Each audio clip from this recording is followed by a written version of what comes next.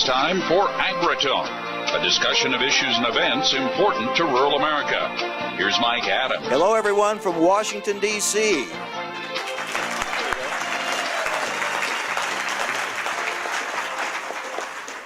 The applause you heard, not for me, it just they were waking up here in Washington. No, we have members of the Iowa and Missouri Farm Bureau with us here, and we are very happy to have this great delegation. We have a room full of people from Iowa and Missouri, and they have been hearing about a lot of very important issues on their annual spring trip to our nation's capital, issues that they will be going to Capitol Hill and discussing with their members of Congress while they are here in our nation's capital. We have the opportunity to talk about several of those on our program today.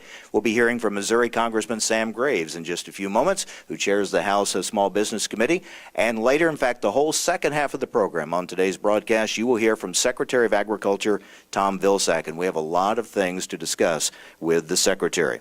But first, we have some breaking news. Joining us now is Mary Kay Thatcher, Senior Director of Congressional Relations for the American Farm Bureau Federation. We've been waiting, Mary Kay, wondering what kind of a budget number do we have for agriculture? How big will the cuts be? Will it be the $23 billion proposed to the Super Committee last year, or more, as some have asked for? Well, we have a figure now from the House. The House Budget Chair, Paul Ryan, has a number that he has put out there for agriculture. He put out a number today of $33 billion in cuts for agriculture. We're a little bit uncertain how that would break down between commodities, conservation, crop insurance, and nutrition programs. So it's hard to compare to the $23 billion. But he did put that out today, and supposedly the full House Budget Committee will mark it up tomorrow. So some answers very shortly here. Does this put, at least on the House side, the Farm Bill on a faster track? It does, because agriculture is going to be one of 6 committees that are instructed to figure out how to save that amount of money by May 1st. So we're looking at a very short turnaround time. And in the beginning, it looked like the Senate Ag Committee would go first and the House would lag behind quite a bit.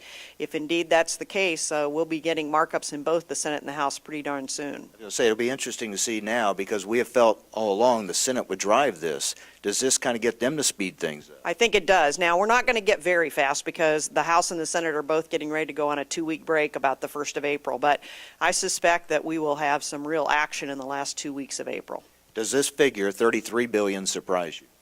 It doesn't surprise me, because obviously we've suffered for a long time, people thinking the ag economy is so much better than the regular economy that they want to take more out of there. But I think it's also going to be an indication of in the $23 billion, there was only $4 billion cuts to nutrition, and I strongly suspect that the House side will want to increase that amount. Now, not out of taking food out of the mouths of babes, but out of changes in fraud, waste, and abuse in the food stamp program. Some have wanted even larger cuts. Do you think this is a number that could be settled on, or something close to this? Well, you have to believe that if Paul Ryan's put it out, he's run it by House Speaker John Boehner, and John Boehner's blessed it. So I think that that's a pretty good indication. And I would suspect that you're always going to look at a larger hit on agriculture from the House than you will in the Senate. So now it's a matter of seeing where that $33 billion will come from. Correct. Thank you. Mary Kay Thatcher, Senior Director of Congressional Relations for the American Farm Bureau Federation. All right. As I mentioned, we are with a delegation from both Iowa and Missouri Farm Bureau. Joining us now is the President of the Iowa Farm Bureau, Craig Hill. Craig, thank you for joining us. Tell us about your group and your spring visit to our nation's capital. Certainly, Mike. We have about 80 folks from Iowa. These are Farm Bureau leaders. It consists of our Board of Directors, our county vice presidents, and a number of counties. They're all here ambitious to talk to their congressional leadership on a number of issues. And what are the top issues that your members bring to Washington, D.C.?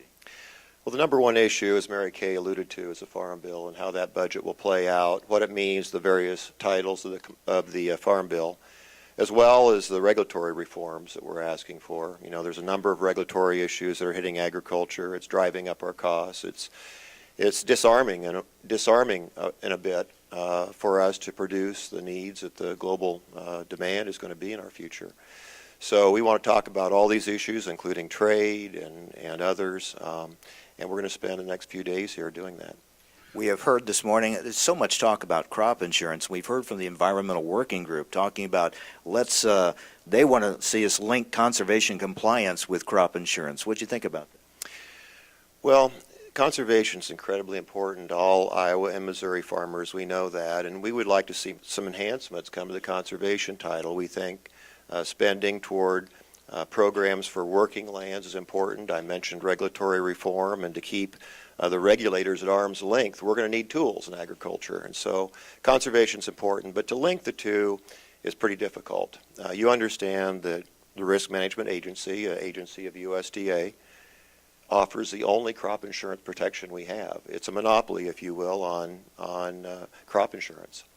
So if a farmer's denied access to crop insurance, it's pretty much game over. Your lender's not going to provide capital for you, or it's going to be at an additional cost.